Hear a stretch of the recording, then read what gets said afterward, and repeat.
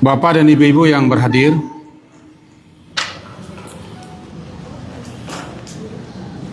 sebaiknya dan sebagusnya dan begitulah hendaknya membaca Al-Quran itu diiringi dengan memahami, menghayati, merenungkan isi Al-Quran. Kalau kita yang tidak bisa berbahasa Arab, orang sudah bantu sekarang terjemah Al-Quran, bahkan terjemah per kata. Lalu bagaimana caranya supaya kita mengerti, paham, bisa kita hayati apa yang kita baca? Bacalah ayatnya, pahami terjemahnya itu. Mana yang kurang jelas, mana yang tidak tahu, digaris bawahi, bisa ditanya kepada ahlinya. Karena membaca Al-Quran termasuk ke dalamnya zikir dan doa. Jika kita tidak mengerti apa maksud yang kita baca, tentu saja pengaruhnya, kesannya tidak seberapa. Berpahala, berfadilah. Ada balasannya, tapi masalahnya kesannya ke dalam jiwa. Karena Al-Quran itu kan hudan, petunjuk kan, diturunkan memang untuk itu. Syahrul Ramadan alladzi unzila fihi al-Quran hudan linnas. Di awal Al-Baqarah ketemu Alif Lam Mim, zalikal kitabu la raiba fihi hudan lil muttaqin. Rasulullah SAW berkata kepada salah seorang sahabat namanya Ibnu Mas'ud. Kata beliau, bacalah Al-Quran.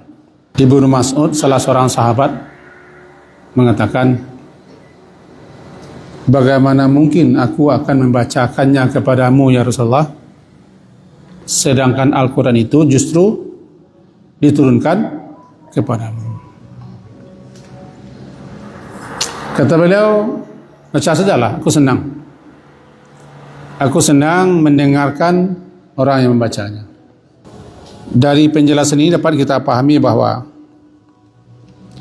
sahabat-sahabat Nabi yang memang sangat antusias untuk beramal, beribadah, juga untuk memahami petunjuk Al-Quran itu. Lebih-lebih lagi Rasulullah yang menyuruh untuk membacakan kepada beliau surat Al-Quran. Berdasarkan ini ada ulama yang mengatakan bahwa membaca sendiri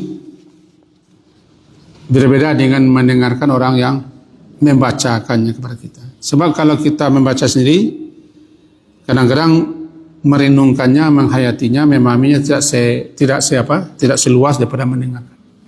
Kalau kita mendengar, kita bisa menyimak bagus-bagus, mengikuti, kita bisa iringi, bisa kita pahami. Nabi SAW sudah mengatakan, saya senang mendengarkan orang lain membacanya.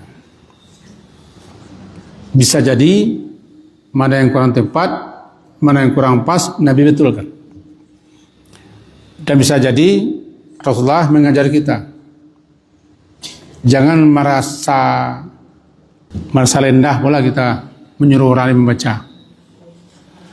Walaupun yang baca anak murid.